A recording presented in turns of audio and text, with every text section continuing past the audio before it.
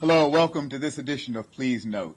I'm with the Reverend Dr. Daniel Heischman, who is the Executive Director of the National Association of Episcopal Schools, located at the Episcopal Church Center in New York. Dan, thank you for being with us at Please Note. Thank you. It's great to be here. Thank you. Not too long ago, just after the tragic bombings in Boston, the National Association of Episcopal Schools published a series of resources for how to talk with children about tragic experiences and events. Dan, what were some of those resources and how can folk use them and get to them? Well, they can be all found on our website. We started utilizing this method of sharing resources like this after the Newtown massacre in December. And at that point, we had many of our schools were all across the country were sharing resources with their families as well as other schools. And so we felt that we had a real opportunity as well as a great ministry to do to provide this kind of thing. Nothing elaborate or exceptional, just some things from associations of school psychologists who talk about how to talk with children of various ages about tragedy,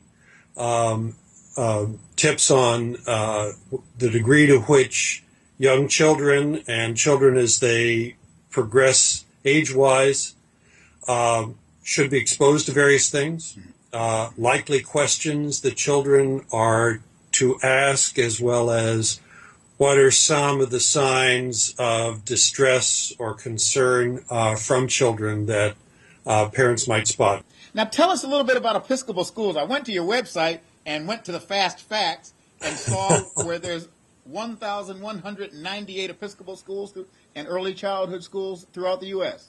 That's correct. It's actually in the Episcopal Church. In the Episcopal Church. Because our largest number of schools are in the Diocese of Haiti, where we have about 235 schools. And since the earthquake a couple of years ago, we have had over 60 of our schools in the United States establish partnerships with schools in Haiti. There's a tremendous need there, not only rebuilding after the earthquake, but also just general need for books, building fabric, and the like. And so a lot of our schools have really responded well to developing partnerships with those schools. But across the country, we have about 1,200 schools. Many of those, the great majority of them, are early childhood programs. In our association, we have about 450 of those schools. But even back when we were in seminary together, you had a passion for ministry in schools. Yes, yes. Why? Why is it important? Well, I like to work with kids. I've always liked working with kids. And if you really like working with kids, there's no better place to work with them than where they live their lives, and that's in a school. Episcopal schools are hardly the only place that we work with in the church with young people, but it's one of the principal places we do that. One of the highlights of my ministry was when I was vicar of a mission congregation and chaplain at the Bethany School run by the Convent of the Transfiguration in Southern Ohio. Well, there's one other thing about you. You recently wrote a book. Tell us about it. Good Influence. The subtitle is Teaching the Wisdom of Adulthood.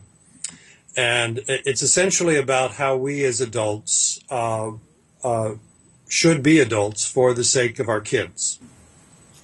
Well, I'm so grateful to you for taking time out of your schedule to do this. It's always a pleasure, Bishop, and you have wonderful Episcopal schools in the Diocese of North Carolina. It's one of the largest number of schools of any diocese, but the variety is rich and substantive, and it's a great group of schools down there. Dan, thank you very much. Pleasure. Thank you for this ministry. Well, thank you for your support of it in the Diocese of North Carolina. All right. Okay. God bless you and keep Thank you.